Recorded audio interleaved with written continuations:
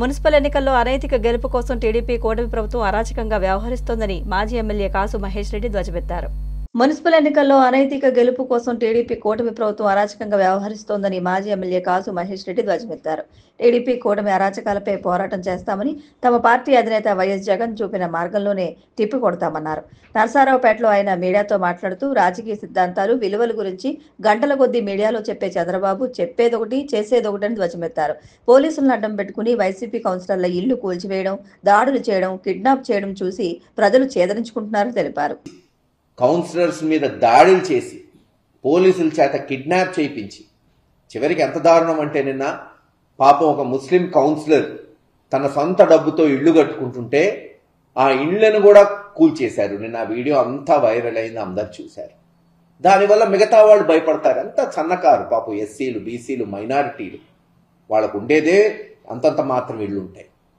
రోజు రెక్కాడితే రొక్కాడిని వ్యక్తులు వీళ్ళు. కూలి మీద ఆధారపడి వాళ్ళు కూడా ఈరోజు కౌన్సిలర్లుగా ఉన్నారు.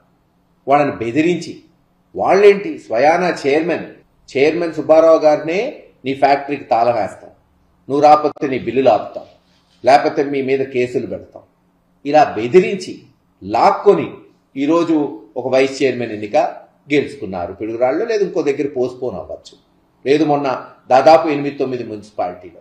అవసరమా ఇది? దీన్ని బట్టే తెలుస్తుంది ఎంత దిగజారిపోయినాయి రాజకీయాలు.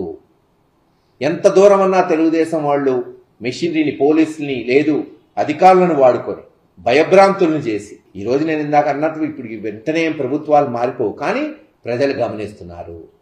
ప్రజాస్వామ్యానికే ఆపద తీసుకొస్తుంది ఈ తెలుగుదేశం ప్రభుత్వం.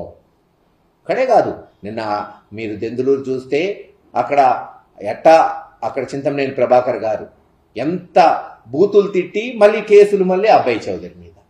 ఇవన్నీ కూడా ఒక తార్కాణం ఎలా ఈ ప్రభుత్వం దిగజారిపోతుంది.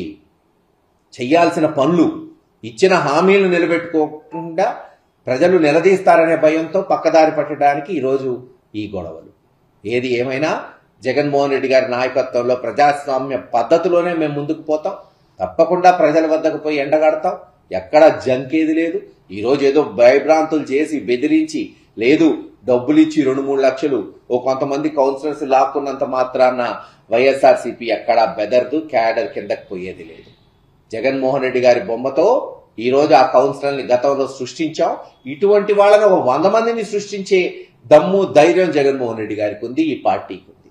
ఒకళ్ళిద్దరు మారినంత మాత్రాన, రాజ్యసభల్లో వాళ్ళు పోయినంత మాత్రాన, ఎమ్మెల్సీలు మారినంత మాత్రాన, లేదు కౌన్సిలర్స్ని లాక్కున్నంత మాత్రాన ఈ పార్టీ చెక్కు చెదరదు. ఎందుకంటే పైన జగన్మోహన్ రెడ్డి గారు, కింద కార్యకర్తలు అండగా ఉన్నారు, నికార్సుగా ఉన్నారు, ధైర్యంగా ఉన్నారు. ముందుకు పోతాం. ప్రజాస్వామ్య పద్ధతిలో ప్రజాక్షేత్రంలో తెలుసుకుంటాం. రేపు జరగబోయే లోకల్ బాడీ ఎన్నికల్లో కూడా తప్పకుండా మాకు చేతనైనంత వరకు పోరాటం చేస్తాం. వాళ్ళు చేస్తున్న అఘాయిత్యాల్ని ఎండగడతాం. అలాగే వాళ్ళు ఏదైతే మాట నిలబెట్టుకోకుండా ఈరోజు సూపర్ 6లు ఇవ్వట్లేదో అవి కూడా ప్రజల్లో చైతన్యపరిచి రాబోయే మళ్ళీ ఎన్నికల్లో తప్పకుండా జగన్మోహన్ రెడ్డి గారిని ముఖ్యమంత్రి అవడానికి అందరం